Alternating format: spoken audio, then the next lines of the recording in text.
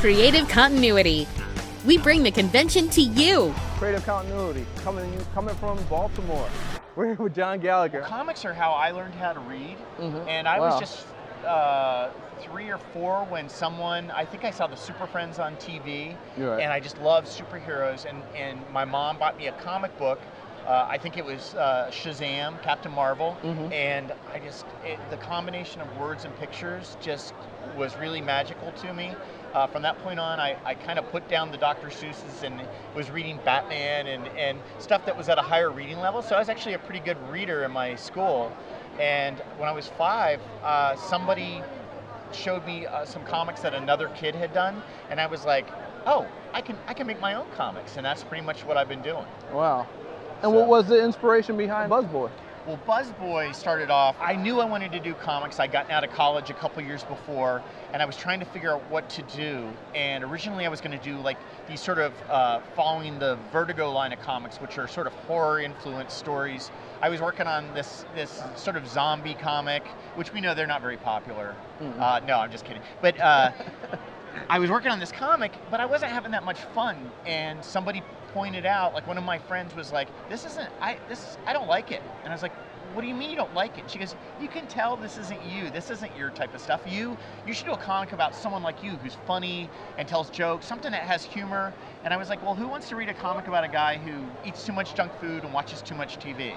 And then I kind of laughed and I thought, oh, that actually would be pretty cool. So I took my influence, loving Robin, the Boy Wonder, and sort of took the idea of if he grew up, I don't think he would become a junior Batman like the way they were depicting him at that time.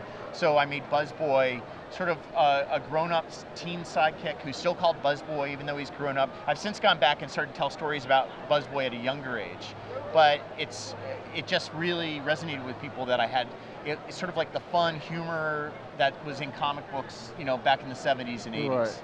And then that's sort of been the progression that I've been on ever since. And Rowboy Red is about a runaway theme park robot, and it's kind of came up from the idea when Walt Disney died, if Mickey Mouse were real, would he have run away when the corporation took over? So, and it's kind of like anybody who likes Astro Boy, or there's even a little bit of probably Pinocchio thrown in there. That he likes to stay unique. They want to build duplicates of him, and it's another fun, and we put it together as a graphic novel. Well, Rowboy was basically, I got to the point where I needed someone to help me out with the artwork. I just wasn't fast enough, and I met up at a convention with this inker named Rich Faber, and Rich had worked on Steel, Green Lantern, he'd worked on Teen Titans, and he was just sort of at a crossroads where he was doing more illustration work than comics, and he told me, he's like, yeah, I'm kind of getting out of comics altogether.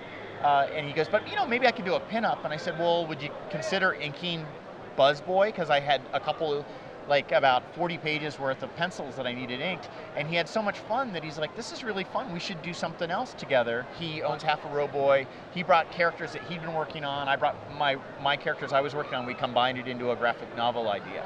And we've published the Buzzboy book and Rowboy book.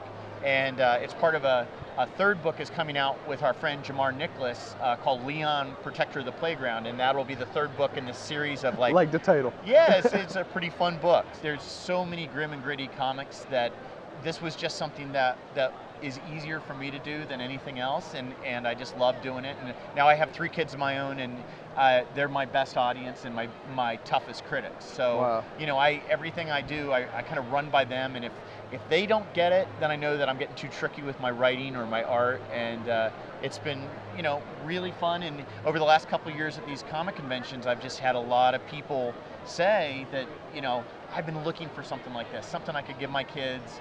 And I try to follow the method of the Chuck Jones animation from Bugs Bunny, where there's enough humor that the adults will get, and they're not just reading a kid's book, they're reading something they enjoy too. This is a book that I did Zoey Ketchup with my daughter Katie. Oh wow. And it started off as these bedtime stories that we would tell each other about a little girl and her golden retriever, because we have a golden retriever, and the girl we called Zoey, and the dog we called Ketchup because he has a red tip on his tail. Somewhere along the line, we just decided to make it into a comic book, and it took a couple years to kind of get around to doing it. At one point, she was like, "Daddy, if you don't get this done, I'm going to get a new artist." So I almost got fired by my own daughter. Wow. And tough business. Yeah, exactly. And we came out with this at the Baltimore Comic-Con last year and sold out. And I told her it's the first time I've ever had a sellout at a show.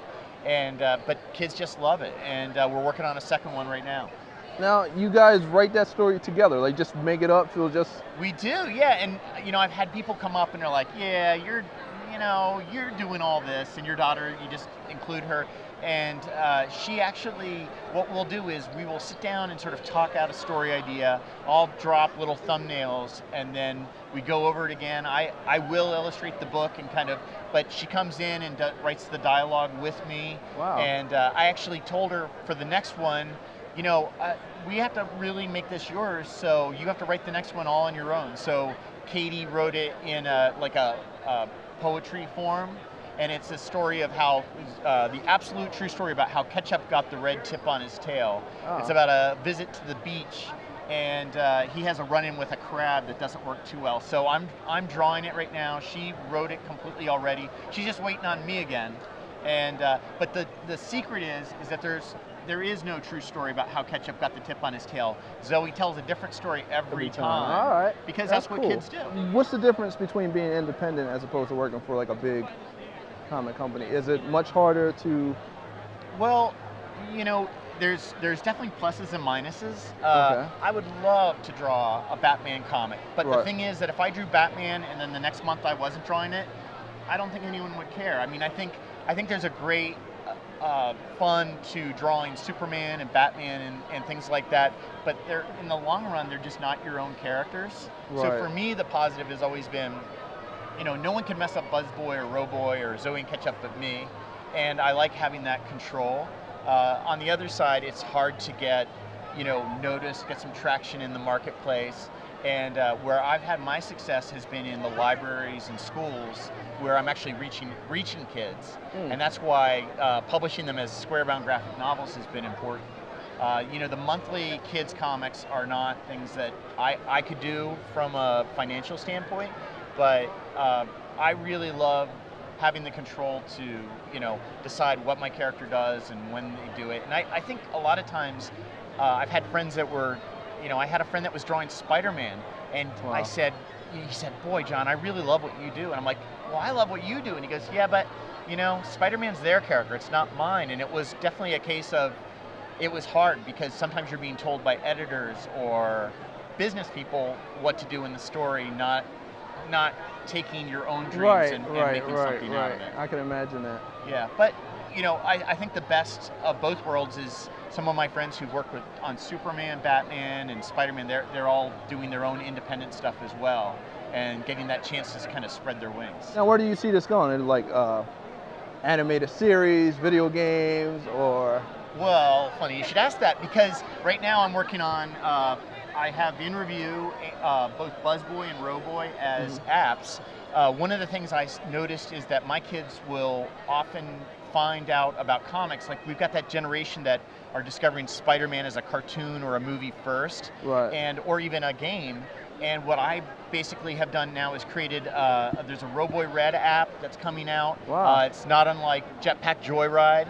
And then Buzzboy is an endless runner game where he's jumping across flying saucers, and they're going to be available on the on iPhone, iPad, and Android devices. And the idea is that I'm going to have comics mixed into the apps, so somebody will at least get the idea of reading sequential comic art, and then there will also be links to the website as well as actual comic apps that they can read Buzzboy and Roboy Red stories. So I think it might be a neat way to pull kids and adults in. Right. They're definitely the digital age right now. Yeah, exactly.